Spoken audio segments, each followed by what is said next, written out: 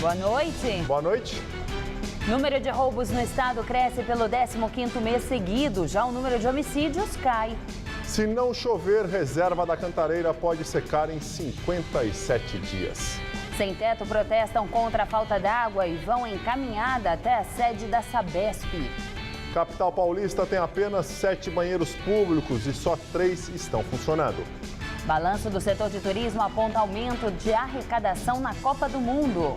Contra o ebola, Serra Leoa declara quarentena e isola mais de 1 milhão de pessoas. E a comunidade judaica comemora a chegada do Ano Novo.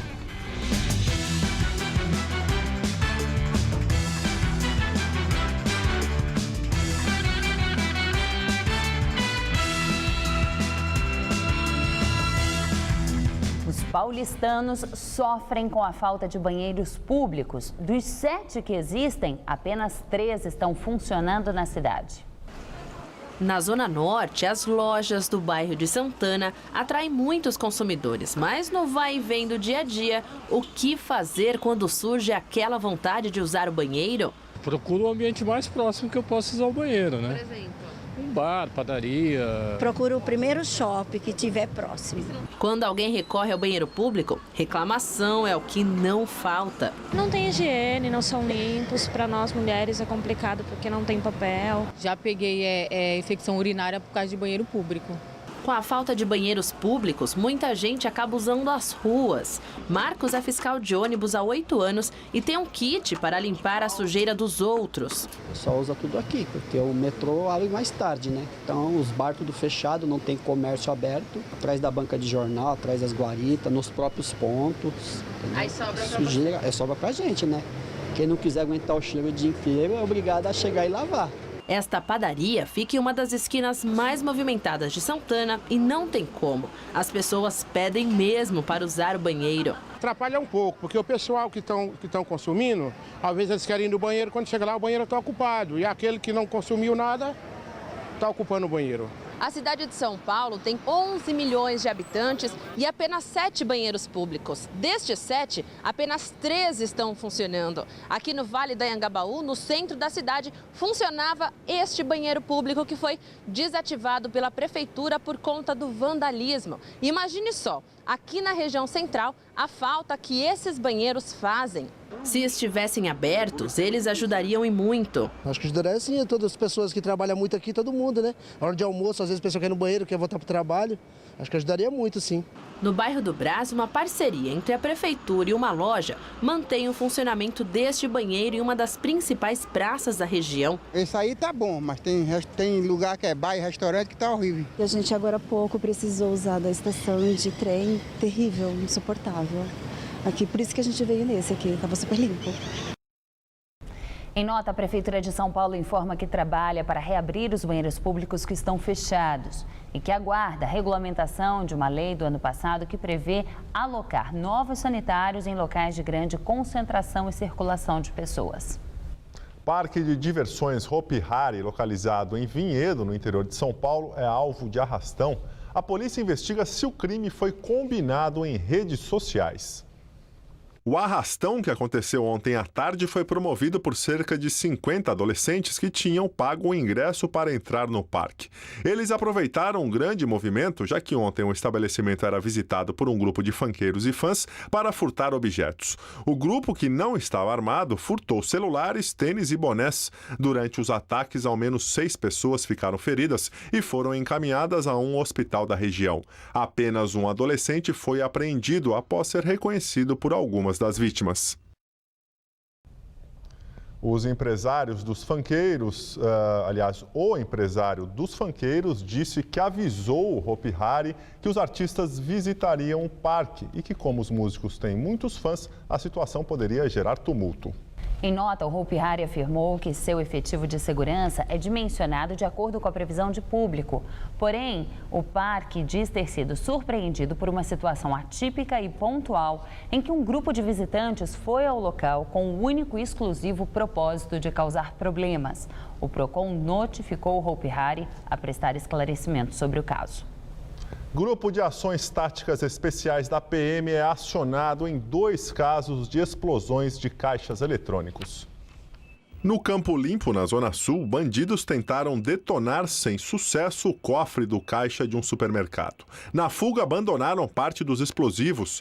O GAT foi acionado e explodiu o material deixado para trás em um terreno vazio, localizado ao lado do estabelecimento. Na Vila Olímpia, também na Zona Sul, o outro ataque a uma agência bancária terminou com um dos 4 caixas totalmente destruído. Os criminosos abandonaram no local um pé de cabra e artefatos. Uma imagem incomum foi registrada hoje nas ruas da capital paulista. O transporte de um avião chamou a atenção e causou transtornos para quem passava pela Marginal Pinheiros no final da madrugada. A aeronave foi levada para a feira Boat Show, que começou na capital. A aeronave que saiu do Campo de Marte ontem à noite seguia para uma exposição e era levada por uma carreta. Mas ao chegar na altura da região da Ponte Transamérica, na Marginal Pinheiros, não conseguiu passar entre 2 postes. O avião ficou preso no local das 4 às 6h20 da manhã, o que deixou o trânsito na região carregado. O Vulcan Air modelo P68R foi retirado do local por um guincho e chegou ao seu destino no Transamérica Expo Center, no bairro de Santo Amaro, por volta das 6h30 da manhã. O antigo hotel Cineasta, erguido em 1920, que estava abandonado desde 2001, está sendo reformado para abrigar 50 artistas aposentados. A reforma do local, feita pela Prefeitura de São Paulo, está estimada em R$6.700.000. Além do hotel, outros 5 imóveis desapropriados no centro também podem ser utilizados como moradia popular. O prédio fica no cruzamento da Avenida Ipiranga com a São João. Os operários trabalham em ritmo intenso para entregar a obra, que deveria ter ficado pronta no ano passado. A previsão é que os novos moradores recebam as chaves até dezembro. São 50 apartamentos. Toda a parte elétrica e hidráulica já foi trocada, além de pisos e louças. Os banheiros ganharam barras de apoio para facilitar a acessibilidade. Além do Hotel Cineasta, que já está em fase final de obras, mais 5 prédios já foram desapropriados pela Prefeitura aqui no centro da capital paulista. Outros 35 imóveis aguardam uma decisão da Justiça e também poderão se transformar em moradias populares. Segundo a Prefeitura, o déficit habitacional na capital paulista é de 670 mil domicílios e a meta é entregar até 2016 55 mil unidades. Em 2007, o antigo Hotel São Paulo, também no centro, passou por um processo semelhante de transformação, após ser invadido por integrantes do movimento Fórum de Cortiços e Sem Teto de São Paulo.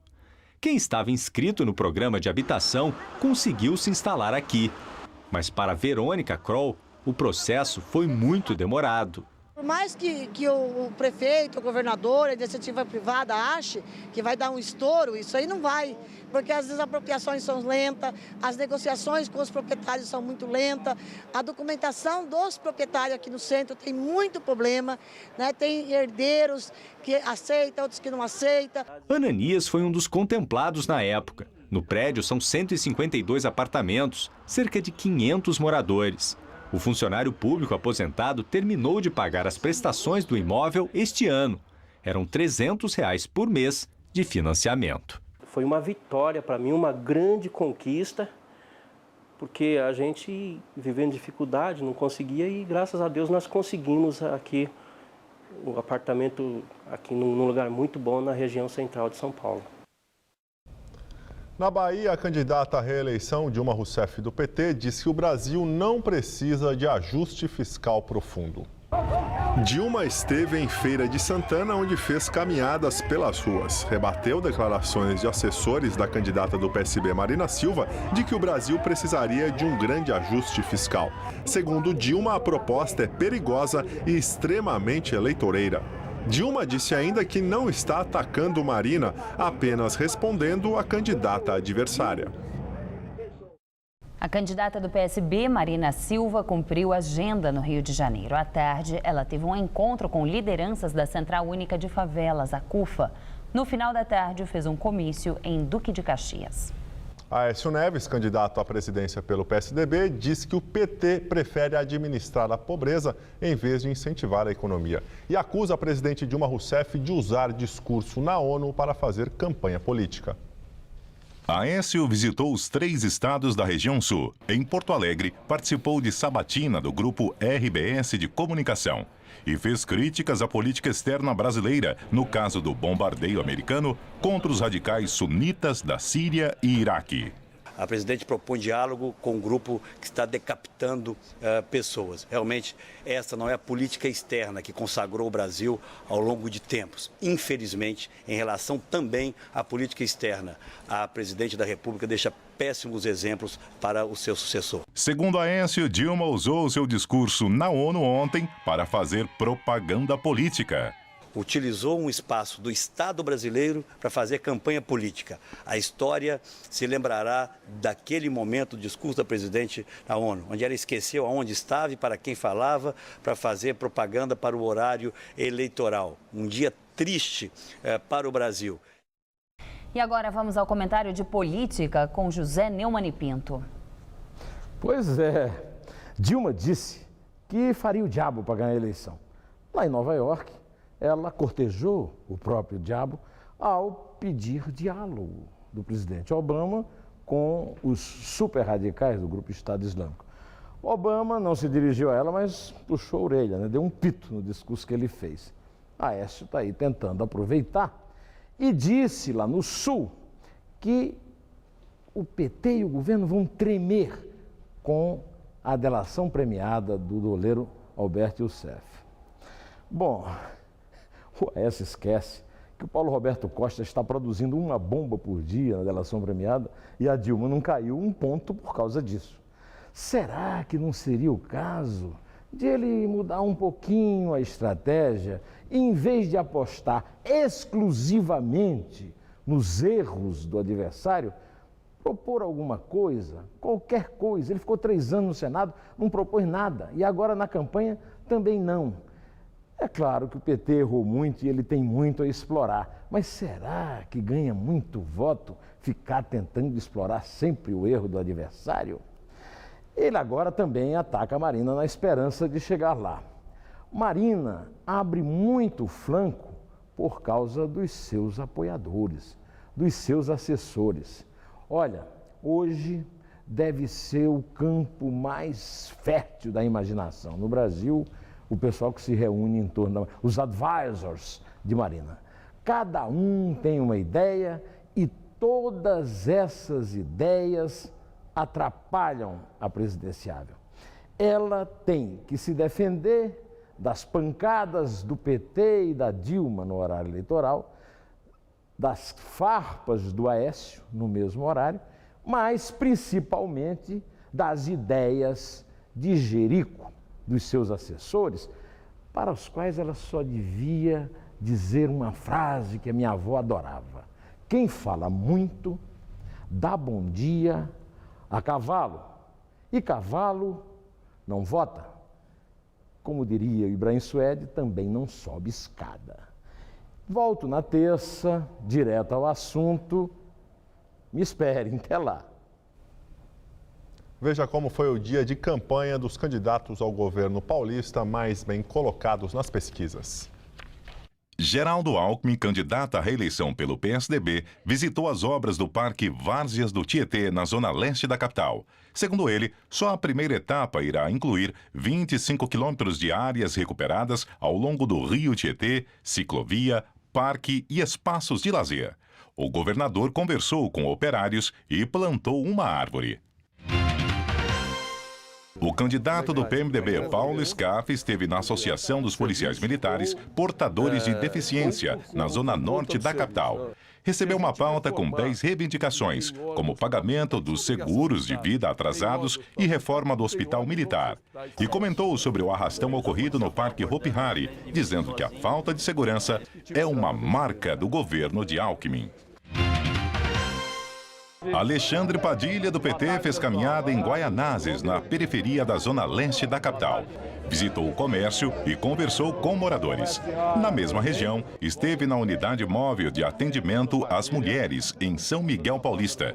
O candidato afirmou que, se eleito, vai implantar delegacias 24 horas em defesa das mulheres. Vamos lá, viu? Um abraço. Simulado interdita parte da Avenida do Estado, na região de Santo André, no ABC Paulista. O objetivo foi treinar equipes de resgates em possíveis acidentes. Cerca de 30 órgãos e instituições públicas e privadas participaram da simulação. No meio da pista, uma carreta com 30 mil litros de tolueno, um potente corrosivo, atingida na traseira por uma caminhonete. Os tonéis que caíram da carroceria contêm ácido sulfúrico. A mistura dos produtos químicos que vazam no asfalto produz uma fumaça tóxica que atinge os passageiros do ônibus que vinha logo atrás. Um carro de passeio também se envolve no acidente e os ocupantes ficam presos às ferragens. Ao todo, 2 mortos e 40 feridos. O desastre foi simulado para treinar quem trabalha no atendimento de emergência em 7 cidades da região do Grande ABC Paulista. 300 profissionais participam do treinamento. São médicos, enfermeiros, bombeiros, policiais, agentes de trânsito e da Defesa Civil. Apesar de ser uma simulação, é muito importante que o cenário seja real. E aqui nós estamos na Avenida dos Estados, no município de Mauá, acesso ao polo petroquímico, o caminho rotineiro de caminhões com produtos perigosos. Com a avenida bloqueada durante quase 3 horas, o trânsito foi desviado para acessos alternativos, mas não deu para evitar o congestionamento. Nós tentamos fazer o mais próximo da realidade, porque se ele acontecer, as equipes vão estar preparadas. Se eu fizesse isso num pátio de uma empresa ou qualquer outro local que não tivesse esse tipo de trânsito, eu não saberia como que as equipes chegariam, tempo, resposta. Lembrando que esse treinamento vai ser dentro do hospital também.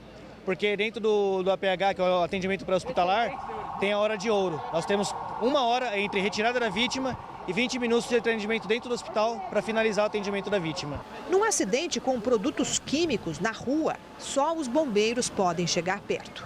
Ele faz essa entrada no local de risco, retira, faz a contenção do produto que está vazando, faz a retirada das vítimas e eles passam por um corredor de descontaminação. É feita uma lavagem nessas vítimas e depois com eles mesmos, para que o material não seja exposto no hospital ou no próprias demais viaturas. Na retaguarda, um batalhão de agentes do SAMU presta os primeiros socorros. No papel das vítimas, voluntários, na maioria estudantes de enfermagem. De prancheta na mão, os chamados sombras, médicos e enfermeiros que observam e anotam. Eles são responsáveis por avaliar o atendimento e o resultado da operação. Uma semana nós vamos ter uma reunião e nesta reunião nós vamos passar todos os dados e todos os acontecimentos que aconteceram com cada vítima. Para avaliar se o resgate foi bem feito? Foi eficiente, exatamente. No ano passado, um caminhão com gás butano tombou na Avenida do Estado, que por causa do risco de vazamento demorou horas para ser liberada. Não houve vítimas. Sem chuva, a água do sistema Cantareira pode acabar em 52 dias. A afirmação é do secretário estadual dos Recursos Hídricos, Mauro Arce. Segundo ele, se não chover, a água será suficiente apenas até o dia 21 de novembro. O sistema Cantareira abastece 6,5 milhões de pessoas na Grande São Paulo. Ainda de acordo com Arce, a segunda cota do chamado volume morto só deve ser usada quando essa água acabar. Hoje, o nível do sistema Cantareira era de apenas 7,4%. A frente fria mudou o tempo em todo o estado de São Paulo. No interior, ela provocou pancadas fortes de chuva, mas aqui na capital paulista choveu bem menos que o esperado pelos meteorologistas. E o calor diminuiu bastante. Como será que fica o tempo amanhã? Vamos aos detalhes da previsão para o Brasil e todo o estado de São Paulo. Uma nova frente fria fortalece as áreas de instabilidade sobre o sul e parte do sudeste e centro-oeste do país. Há previsão de chuva forte amanhã, inclusive com raios e ventania, em toda a área escura do mapa, entre o Rio Grande do Sul, sul do Rio de Janeiro, Triângulo Mineiro, sul de Goiás e Mato Grosso do Sul. Nas outras áreas do país, o sol predomina e pode chover de forma isolada nessas áreas em azul claro, no norte e no litoral leste do Nordeste. A máxima amanhã não passa dos 23 graus em Porto Alegre, mas chega a fazer 28 em Curitiba, 31 em Belo Horizonte, 32 em Brasília e 35 graus em Cuiabá. Aqui em São Paulo, o calor diminui em todo o estado, o sol vai aparecer pouco e pode chover a qualquer hora. No centro-oeste, os termômetros devem marcar 28 graus em Araçatuba e 29 em Votuporanga. Na região de Franca, no norte do estado, dia mais fresquinho, não faz mais que 25 graus. E no litoral, a sexta-feira promete ser de calor, com máxima de 30 graus. Aqui na Grande São Paulo, a sexta-feira terá temperaturas amenas e chuva a qualquer hora do dia. Nessa madrugada, mínima de 19 e máxima amanhã de 25 graus. E volta a esquentar gradativamente no final de semana, mas ainda com previsão de chuva. No sábado, máxima de 26 e no domingo, calorão de 29 graus. E a semana começa quente, com máxima prevista de 29 graus também na segunda-feira. Copa do Mundo impulsiona aumento da arrecadação com turismo na cidade. É o que mostra o balanço da São Paulo Turismo sobre o primeiro semestre deste ano, que foi divulgado hoje. É a primeira vez que os amigos holandeses Jurid e Dylan visitam o Brasil. Começaram por São Paulo, onde se hospedaram em um hostel da Vila Madalena. Chegaram ontem e agora pretendem conhecer os pontos turísticos da cidade. Jurid disse que eles escolheram a capital por ser uma das maiores cidades do mundo. Está empolgado em conhecer as brasileiras. Beautiful women, it's also very important. Nos últimos meses, a quantidade de turistas em São Paulo aumentou. Daniele trabalha no hostel e presenciou esse crescimento, principalmente no número de estrangeiros. Antes da Copa tinha movimento aqui já, mas não era tão forte. Na Copa esse lugar estava assim, lotado, e depois da Copa só vem aumentando o número de turista, número de gente no bar. Se a Copa ajudou a aumentar o turismo de lazer, o turismo de negócios, que representa 76% da movimentação de turistas na cidade, está passando por um ano atípico. Essa tem sido a experiência da empresa de Vitor, que está participando da Expo Internacional de Turismo, que acontece esta semana em São Paulo, em busca de novos negócios. Obviamente, alguns segmentos, como o corporativo, ele deu uma certa diminuída em algum momento do ano, mas que está agora retomando o seu fluxo normal. Mas está sendo um ano bem atípico porque assim, o movimento esperado ele não está acontecendo. Ele está acontecendo numa proporção um pouco menor. Hoje, na feira, o secretário municipal de turismo e presidente da SP Tours, Wilson Poit, divulgou um balanço do turismo na capital durante o primeiro semestre deste ano. O primeiro semestre foi extremamente positivo para o turismo de São Paulo, que nós recebemos um outro tipo de turista. Um turista, nós deslocamos a agenda de negócios, não vão deixar de acontecer os eventos em São Paulo, mas nós recebemos em junho um turista que nunca tinha vindo à nossa cidade. Muitos deles foi a primeira vez e eles vão voltar. De acordo com os números divulgados hoje, 541.779 turistas passaram por São Paulo durante a Copa do Mundo. Com isso, a visitação aos atrativos turísticos da cidade cresceu 20%. A taxa de ocupação hoteleira chegou a 65%. Os restaurantes tiveram aumento de 80% no público estrangeiro. Mais de 5 milhões de passageiros circularam pelos aeroportos de Congonhas, Guarulhos e Viracopos, em Campinas. No total, os gastos dos turistas geraram 1 bilhão e 800 milhões de reais de receita para o município. Durante a coletiva, o secretário também assinou um acordo de cooperação turística com representantes da cidade de Rosário, na Argentina. A Argentina já é um grande parceiro de São Paulo no turismo e a cidade de Rosário oscila entre o terceiro e o segundo emissor de turistas para São Paulo. São Paulo tem também muita gente interessada em conhecer essa cidade e nós vamos criar uma série de ações que já começam na semana que vem com visitas mútuas para se divulgar melhor São Paulo lá em Rosário e vice-versa.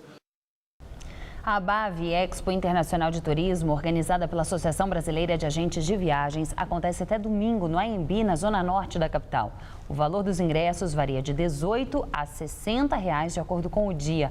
Estudantes e idosos pagam meia entrada. Desemprego tem menor taxa em 12 anos. Em agosto, o índice ficou em 5% no conjunto das 6 regiões metropolitanas pesquisadas pelo IBGE.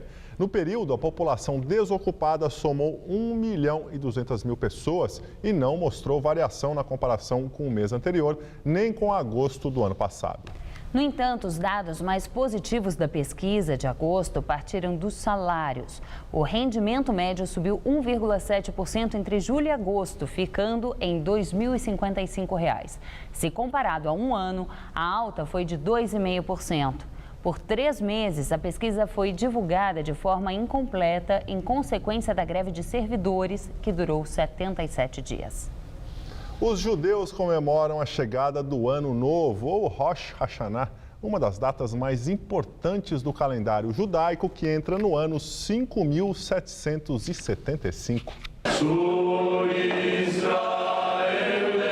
A cerimônia religiosa é a mais tradicional das celebrações do Ano Novo Judaico. Em hebraico, o Rosh Hashanah significa cabeça do ano. As famílias se reúnem para ouvir as preces e fazer juntas os pedidos para o ano que se inicia. O momento mais esperado é quando se toca esse chifre de carneiro, o shofar. Através desse instrumento que a comunidade faz a conexão com Deus e que todos pensam na bênção que Deus deve conceder à comunidade, às pessoas, a toda a humanidade. A passagem do livro sagrado do judaísmo, a Torá, entre as famílias, simboliza a união do povo judeu. Desde a noite de ontem, é comemorada a chegada do ano 5775. Nós comemoramos 2 noites, porque nós não sabemos ao certo se foi a primeira ou a segunda noite, o Ano Novo. Então eles são seguidos. Você comemorou ontem a primeira noite, hoje tem um almoço de família, hoje vai ter uma segunda noite, seguido de um almoço amanhã. E já que um dos principais objetivos das comemorações do Ano Novo Judaico é reunir a família em torno da mesa, o que não falta são opções para agradar o paladar. A entrada do jantar é o gefilte fish, um bolinho feito com peixe moído. Já para o prato principal, o varenix não pode faltar. É parecido com um ravioli recheado com batata e coberto por cebola frita. Há 42 anos como proprietária desta loja especializada, Ana Manuel é tradicionalmente de família portuguesa, mas há tantos anos dedicada à culinária judaica, ela conta que aprendeu as receitas com as clientes. Eu viajo até para fora do país, não vejo tanto arengue de tantas maneiras temperado, de tantos tipos como aqui. A gente faz tudo, pepino em grande quantidade, grande escala, varenix, tudo em grande quantidade. De sobremesa, pão e bolo de mel, torta de frutas. Aliás, entre as frutas, maçã e tâmara são as favoritas. Sem contar o pão tradicional, a halá. Mesmo em época de festa para os judeus, os conflitos no Oriente Médio não são esquecidos. Uma guerra contra o Hamas, não contra o povo palestino. E os nossos votos para este ano é que a paz reine em todo o Oriente Médio e que reine no mundo. Feliz Ano Novo, um Shana Tová para todo mundo, um grande beijo.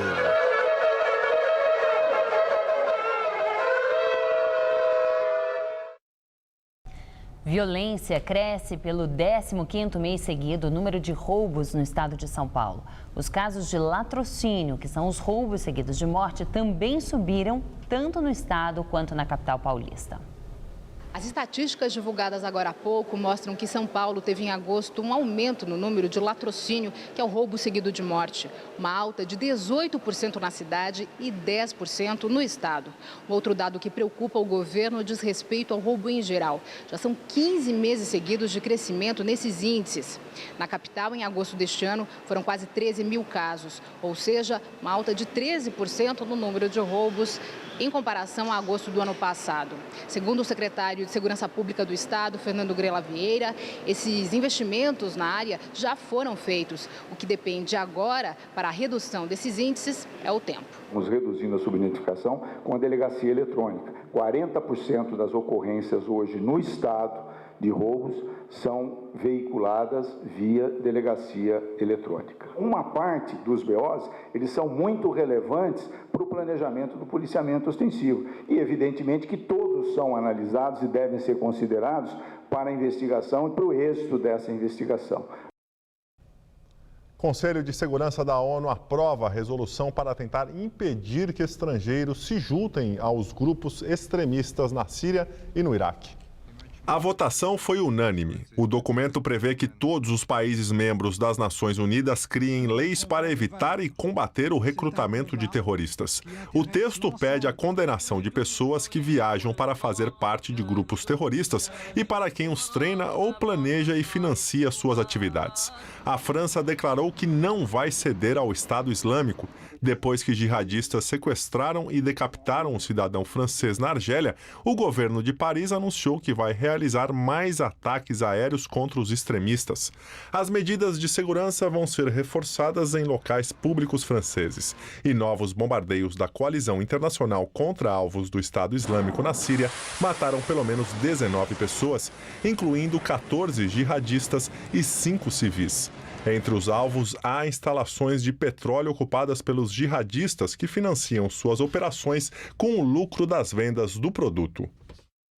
E agora vamos ao comentário de política internacional com João Batista Natali.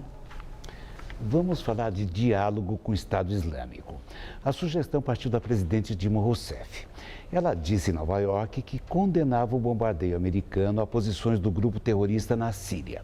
Afirmou que preferia o diálogo com a intermediação da ONU. A proposta de uma brutal ingenuidade. O Estado Islâmico é uma espécie de Al-Qaeda, mas este ano até a Al-Qaeda rompeu com eles e disse que eles eram intratáveis. Se nem a Al-Qaeda consegue dialogar, qual é a receita mágica da diplomacia brasileira? Vejamos um pouco de história. Os nazistas qualificavam de terroristas a resistência francesa. Os franceses faziam a mesma coisa com os partidários da independência da Argélia. Mas era uma forma de combate para conseguir a liberdade. Entre os muçulmanos surgiu um novo tipo de terrorismo. É uma gente que não quer a liberdade, quer a destruição daqueles que eles apontam como sendo os infiéis. É o caso da Al-Qaeda e do 11 de setembro. 2 dos filhotes malditos da Al-Qaeda são o Boko Haram na Nigéria e o Estado Islâmico implantado na Síria e no Iraque. Entre os muçulmanos, esse grupo de malucos está matando xiitas, sunitas moderados, curdos ou drusos. Também degolaram cidadãos da minoria cristã no Iraque. Diálogo é uma palavra que não existe no dicionário deles. O Estado Islâmico não tem embaixadores, não tem diplomacia. Hoje, pela terceira madrugada consecutiva, os americanos bombardearam posições desses terroristas de verdade. O alvo foram refinarias onde eles roubam o petróleo sírio para trocá-lo por armas. O Pentágono bombardeou ao lado de aviões da Arábia Saudita e dos Emirados. O diálogo é impossível. E a ideia da presidente Dilma já entrou para o folclore das ingenuidades diplomáticas. Essa gente só entende a linguagem da força, como disse Barack Obama. E que os bolivarianos de Itamaraty me perdoem, mas desta vez o presidente dos Estados Unidos tem razão. É assim que o mundo gira. Boa noite. Em crise, USP pretende vender imóveis no centro e na zona sul de São Paulo para arrecadar dinheiro. A informação é do site do jornal O Estado de São Paulo. A universidade calcula que vai conseguir arrecadar 50 milhões de reais com a venda de imóveis adquiridos na gestão anterior e considerados desnecessários pela atual administração. Mesmo com o fim da greve de 4 meses, a USP continua em crise financeira. No entanto, o valor total dos imóveis que deverão ser vendidos não cobre o saldo negativo da universidade, que gasta 90 milhões de reais por mês além do que recebe do Estado. A medida ainda espera a aprovação do Conselho Universitário, órgão máximo da instituição, e será votada nos próximos meses. E agora as notícias do esporte com Gabriel Cruz e Celso Cardoso. São Paulo e Corinthians decepcionaram no Campeonato Brasileiro. Hoje, Palmeiras e Santos jogam no fechamento da rodada. Celso Cardoso. O Palmeiras, Gabriel, joga neste momento contra o Vitória no estádio do Pacaembu. Também agora jogam Botafogo e Goiás no Maracanã. Todos os jogos empatados 0-0. Mais tarde, às 8h30, o Santos encara o Atlético Mineiro no estádio Independência, em Belo Horizonte. Ontem, o Corinthians perdeu do Figueirense, em Santa Catarina, e o São Paulo ficou no empate com o Flamengo no Morumbi. Veja os gols. O São Paulo jogou com o Flamengo no Morumbi e saiu na frente com este gol de Rogério Ceni cobrando pênalti, 1-0. Mas o rubro-negro foi para cima e empatou com um gol de Everton, aproveitando falha de Rogério, 1-1. O Flamengo chegou a virar aos 41 minutos do segundo tempo com Alexandro de cabeça, 2-1. Mas aos 44, Luiz Fabiano apareceu dentro da área para empatar a partida. Placar final, 2-2. O Corinthians encarou o Figueirense fora de casa e foi derrotado. O único gol da partida foi marcado por Marcão, 1-0. A rodada foi boa mesmo para o Cruzeiro, que mesmo jogando fora de casa, conseguiu mais uma vitória. Atuando no Paraná, o líder derrotou o Coritiba e abriu ainda mais vantagem na liderança do campeonato. No Couto Pereira, o líder Cruzeiro visitou o Coritiba e logo aos 5 minutos o juiz marcou o pênalti de Germano em cima de Newton. Marcelo Moreno, artilheiro do campeonato, cobrou e fez 1-0. Ainda no primeiro tempo, o Ceará cruzou e a bola sobrou limpa para Everton Ribeiro, que precisou de 2 chances para vencer o goleiro Vanderlei e aumentar a vantagem da Raposa. Após cobrança de falta de Alex e confusão na área, Martinúcio soltou a bomba de pé esquerdo e diminuiu para o Coxa. Mas ficou assim mesmo, Coritiba 1, Cruzeiro isolado na liderança 2. O novo vice-líder do Brasileirão é o Internacional, que não teve problemas para vencer o Criciúma no Beira-Rio. Arangues, Eduardo Sacha e D'Alessandro, com esse belo gol, garantiram o triunfo do Colorado em Porto Alegre, 3-0. Mesmo placar da vitória da Chapecoense sobre o Atlético Paranaense. Bruno Silva, de cabeça, fez o primeiro. Camilo, também pelo alto, ampliou. E Leandro, completando o cruzamento da direita, fechou a conta para os catarinenses. Na Arena Fonte Nova, William Barbio fez fila na defesa do Sport, cruzou na área e a bola sobrou para Railan chutar no alto e garantir os 3 pontos ao Bahia, 1-0. Com o resultado, o tricolor baiano deixou a zona do rebaixamento. Celso, você acha o grande mérito do Cruzeiro é não perder pontos bobos para times menores ou que estão piores na tabela? Fazer o que São Paulo e Corinthians, por exemplo, não conseguem fazer. O São Paulo foi para Curitiba, perdeu. O Corinthians foi ontem para Santa Catarina, perdeu. E o Cruzeiro não, ele faz pontos em casa e faz pontos fora também. Por isso, essa diferença tamanha. E, sinceramente, agora, eu acho que já era. O Cruzeiro tem tudo para confirmar a conquista desse título. São Paulo e Corinthians vão ter que sonhar com o Libertadores América. O que resta? Alcançar o Cruzeiro pela irregularidade que eles têm apresentado, eu não acredito. Valeu, Celso. Boa noite. Tchau, tchau. Até amanhã. Juliana, é com você? Integrantes do Movimento dos Trabalhadores Sem Teto realizam um ato contra a falta d'água na cidade de São Paulo. Eles se reuniram no Largo da Batata e fizeram uma passeata.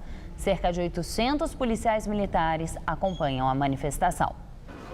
O comércio do Largo da Batata fechou mais cedo. O movimento de policiais e manifestantes espantou a freguesia. O ato reuniu integrantes do Movimento dos Trabalhadores Sem Teto de São Paulo e do Movimento Periferia Ativa para protestar contra a falta de água em bairros da periferia de São Paulo. Uma coisa é fazer racionamento. Outra coisa é dizer que não está fazendo e na periferia cortar água de noite. O coordenador do MTST, Guilherme Boulos, respondeu a críticas de que o movimento é eleitoreiro. O MTST é o movimento que mais bateu no PT no último ano até aqui. O PSDB dizer que a gente é petista soa uma piada, né? A manifestação seguiu pela contramão na Avenida Faria Lima e parou o trânsito na região. Na Rua do Sumidouro, aqui no bairro de Pinheiros, os manifestantes fizeram uma parada bem em frente à sede da Sabesp. A Polícia Militar fez um cordão de isolamento para separar os manifestantes do prédio. Mas até o momento a manifestação segue sem atos de violência ou de vandalismo.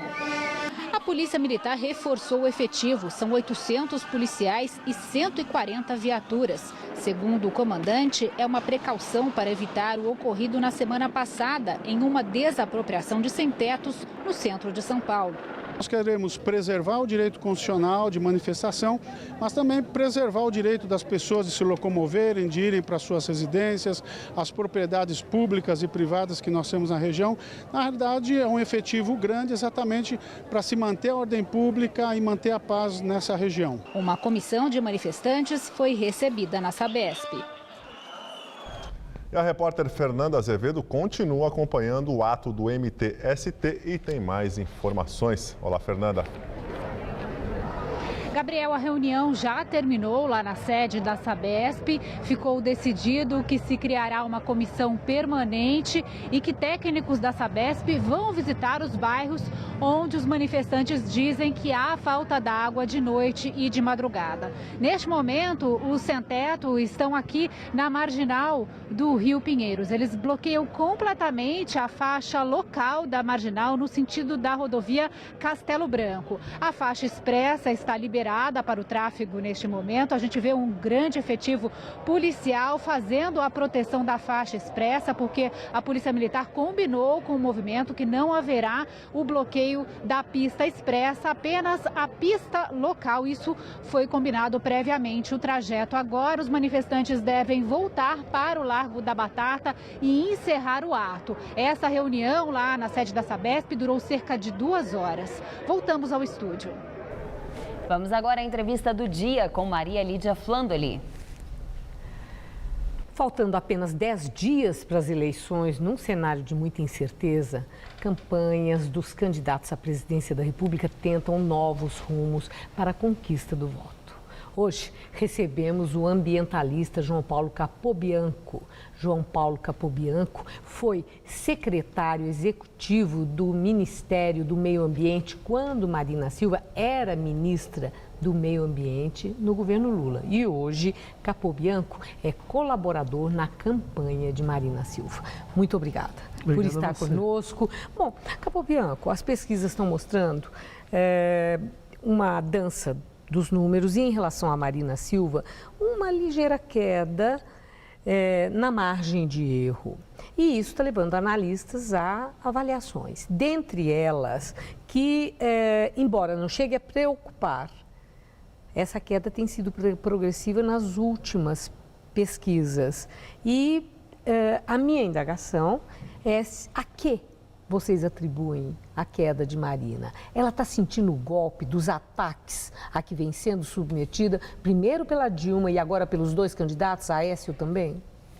Olha, Maria Lídia, na realidade, esse é um processo dinâmico. Toda eleição é um processo dinâmico, é uma espécie de um bicho vivo.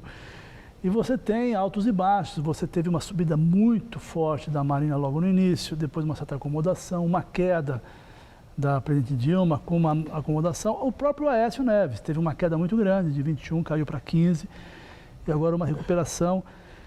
No nosso ponto de vista, há um quadro que está, de certa forma, caminha dentro de uma regularidade desde o início. Se você olhar os primeiros dados de agosto de agora, eles variaram dentro de uma certa faixa. Agora, evidentemente que a estratégia adotada tanto pela candidatura Dilma como pela candidatura Aécio, de criar um pânico na sociedade, de uma série de inverdades que prejudicaram tremendamente a informação. Esse é o principal dado, a informação real, as ideias, o debate não está ocorrendo. O que está ocorrendo é uma tentativa de desconstrução, uma estratégia de marketing que não debate o futuro do país, não debate as ideias, mas tenta criar uma insegurança no eleitor.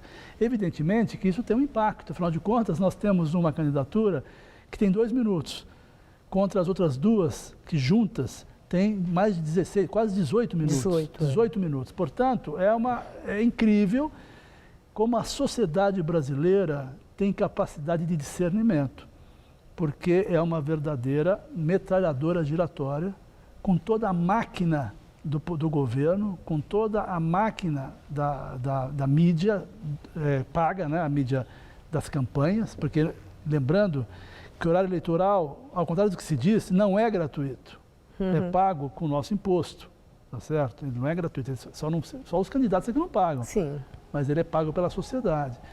E usa esse espaço que deveria ser utilizado para debater ideias, ser um serviço público de informação, para atacar e tentar desconstruir candidaturas. Agora, Capobianco, essa estratégia do medo, que é fazer isso, que não estou dizendo terrorismo eleitoral, sempre foi combatida. Lembra na época da eleição do Lula, quando o PSDB quis usar isso, e aí a esperança venceu o medo, etc. Agora, o próprio PT está usando aquilo que naquela época condenou. Entretanto, a avaliação na campanha de Dilma é que está funcionando, tanto que Marina sentiu. E o próprio Aécio né, que teve também os seus ataques, também sentiu. Ele já está apelando para isso. A pergunta é, a sua candidata Marina Silva, ela tem como neutralizar o medo de dias piores que está sendo aí colocado para o eleitor? Não, mas claro que tem. Os dias piores já estão ocorrendo. Né? Os jornais estão dizendo, é o que ela tem dito, os dias piores não são no futuro, são agora. Com uma inflação altíssima, com uma queda da economia brutal, com preços controlados artificialmente, com a destruição da Petrobras, com a destruição da Eletrobras. Ou seja, o pesadelo já está ocorrendo. Né? Então, o que nós estamos contando e estamos recebendo da sociedade brasileira é esta capacidade de discernimento. Mesmo com toda essa artilharia, mesmo com toda essa indústria de boatos e de mentiras, porque agora, inclusive, é sofisticado, ele é regionalizado, as agressões feitas são por região, né, dirigidos a populações do Nordeste, do Sul, do Sudeste, bem dirigidos, estrategicamente concebidos. É inacreditável o que está acontecendo. E o que a Marina tem feito? Respondido com propostas. Gasta-se algum tempo para explicar que não é verdade, mas nós investimos a maior parte do nosso tempo explicando quais são as nossas propostas. A única candidatura que apresentou um programa. Marina Silva é a única candidata que tem um programa publicado, impresso, distribuído para a sociedade, onde está escrito ali o que vai ser feito. Os outros dois, tanto Aécio como Dilma, não apresentaram sequer um programa, ou seja, desrespeitam a sociedade ao não apresentar as suas propostas e desrespeitam novamente a agredir candidaturas ao invés de discutir as propostas. Mas, Capobianco, o que nessa artilharia, que ao invés do debate, é a desconstrução, a tentativa de desconstrução da candidatura do adversário? No caso da Marina, a imagem, a ideia que se quer passar é de uma fragilidade, que, se eleita, ela não terá condição de governar o Brasil, porque ela não tem um partido forte, ela é contra o presidencialismo de coalizão, ela terá muita dificuldade, né, de conseguir governar o Brasil. E isso tem sido repetido, aquela ocasião em que a Dilma falou, que quando ela se emocionou, que o presidente não pode chorar, e o próprio Lula falou isso. Então, nesse sentido, a tentativa de passar a imagem de fragilidade de Marina Silva, qual é a resposta que ela dá? Para o eleitor que fica olhando e pensa, será que ela aguenta o tranco? Olha, o que a Marina diz, né, e o que todos nós concordamos plenamente, é que pessoas que não têm sensibilidade, que não se emocionam com a realidade dos fatos, que não são capazes de sentirem, por exemplo, a tristeza de pessoas, a situação extremamente grave de muita gente, essas pessoas não servem para ser presidente da República. Na realidade, nós temos que ter a força, pessoas fortes como a Marina, mas sensíveis, capazes de entender os problemas da sociedade, capazes de entender os problemas que as pessoas enfrentam. Então, eu acredito que tudo isso se volta contra quem ataca. A Marina é uma pessoa extremamente forte, comprovou isso a vida inteira, sobrevivendo inclusive a malárias, a hepatites, a leishmaniose, uma série de doenças. É uma pessoa que aprendeu a ler aos 16 anos, se formou universitária, pós-graduação, estuda todos os dias, conhece o Brasil, viaja o Brasil inteiro, tem uma força enorme e tem a capacidade de mostrar para a sociedade que é muito importante que um presidente da República tenha sensibilidade, seja sensível, porque só uma pessoa inteligente, capaz, determinada e sensível pode, de fato, dirigir um país tão diverso e tão complexo como o Brasil. A última questão é sobre a capacidade de diálogo de Marina Silva. Marina é inflexível quando a questão é sustentabilidade, preservação de meio ambiente, de forma alguma. Ou ela é aberta a conciliar possibilidades? Mas de forma alguma. No sentido de exploração das diferentes fontes de energia, ou mesmo no agronegócio, porque isso é que tem sido dito, que ela é dura na queda, que ela é inflexível. Não, a Marina não é inflexível. A Marina tem convicções. Mas aquilo que muda a opinião da Marina é um bom argumento. Eu trabalhei com ela durante 5 anos e meio, continuo trabalhando com ela. É uma pessoa que se move a argumentos. Ela é uma pessoa que não se deixa levar facilmente por pressão. Essa é que é a diferença.